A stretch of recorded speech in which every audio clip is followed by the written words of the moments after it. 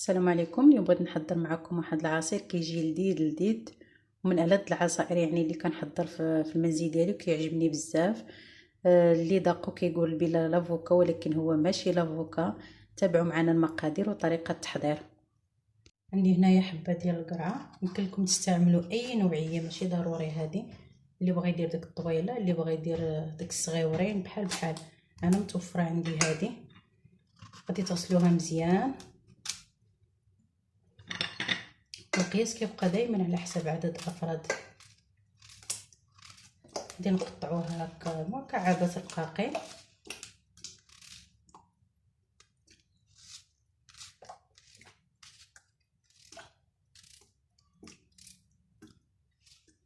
غادي نحكوها مزيان ونغسلوها القشره ديالها صافي. غادي نقطعوها بحال هكا.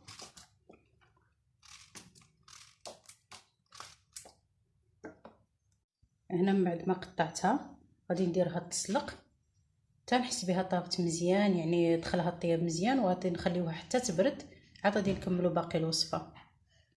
هنا من بعد ما طابت غادي نخليوها طيب مزيان نتوما كتشوفوا يعني راها تهرست لي كاع شي حبات صافي. خليتها حتى بردت تماما.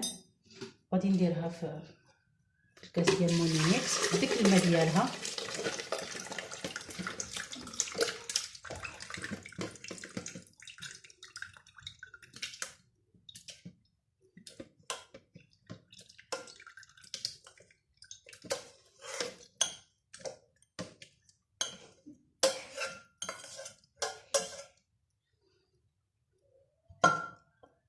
غادي ندير هنايا السكر، ودائما الحلاوه كتبقى على حسب يعني الذوق.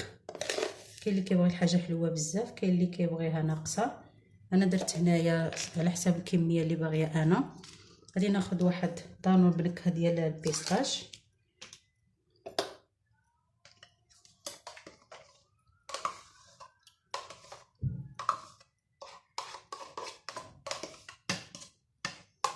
غادي ناخذ هنايا واحد ساشي ديال الفاني،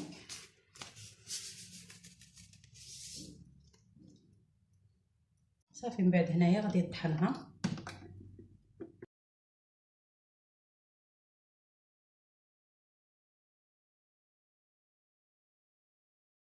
العصير ديالنا بعد ما كيوجد نتوما كتشوفوا كيجي خاتر، يعني محتاجينش اننا غادي نصفيوه.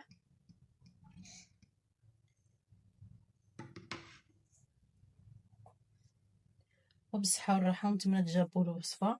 وكيجي بحال عصير لافوكا تماما. اللي داقو عندكم ما غاديش يعرف بلا مذاق يعني ديال القرعه الخضراء ولا لافوكا. صدقوني انا اللي داقو عندي كيقول لي الا ما قلت لهمش ديال القرعه ما كاينش يعني اللي كيعرفوا. بديك النكهه اللي كنضيفها ديال البيستاجو ديال الفاني، يعني كيجي واحد المذاق فيه واعر. نتمنى الوصفه تعجبكم وبالصحه والراحه.